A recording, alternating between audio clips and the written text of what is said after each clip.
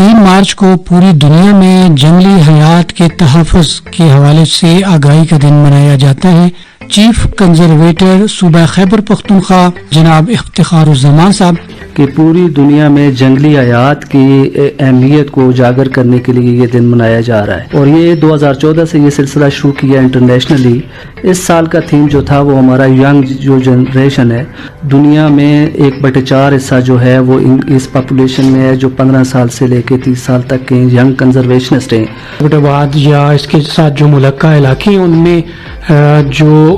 Leopard ہے اس کی نایاب نسل یہاں پر ہے، تو اس حوالے سے کیا لوگوں میں آگاہی ہے کہ وہ اس کی نسل کو بچانے کے لیے محکمے کے ساتھ تعاون کرتے ہیں؟ اس سلسلے میں ایک بات تو میں یہ بتانا چاہوں کہ یہاں پہ ایک عام چیتا، ایک گلدار چیتا جسے کہتے ہیں، کامن لیپرڈ، وہ پایا جاتا ہے، اور چونکہ ہمارا علاقہ جو ہے وہ اس طرح کا آبادی بہت زیادہ بڑھ گئی ہے، اور اس آبادی نے ہمارے جو مساکن ہیں گلدار چیتا کے اس میں انکروچ کرنے کی کوشش کی ہے، ہو گئی ہے،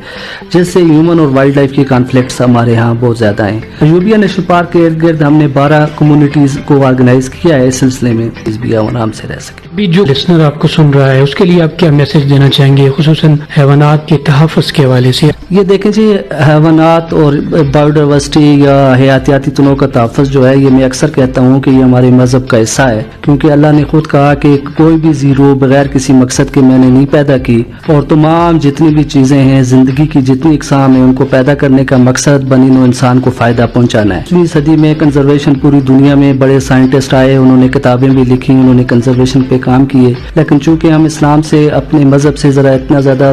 قریب نہیں ہیں اور اپنے قرآن کو اس طریقے سے نہیں سمجھا، حالانکہ سچ یہ ہے کہ یہ کنزرویشن جو ہمارے پیغمبر نے، ہمارے مذہب نے، ہمارے اسلام نے یہ سارا کچھ دیا ہے۔ اکثر کہتا ہوں کہ یہ پہلا جو ہمارا پروٹیکٹڈ ایریا تھا وہ ہمارے پیغمبر نے جب مکہ سے مدینہ کی طرف آئے تو انہوں نے پہلا پروٹیکٹڈ ایریا ڈیولپ کیا۔ جب اللہ نے کہا کہ میں نے کوئی چیز بھی بغیر کسی مقصد کے پیدا نہیں کی، تو لامحالہ ان ساری چیزوں کا کوئی نہ کوئی مقصد ہے، اور یہ ہماری ذمہ داری ہے کہ مسلمان ہونے کے ناطے کہ ان کو ہم کنزرو کریں، اس لیے کہ یہ ہمیں فائدہ دیتی ہیں۔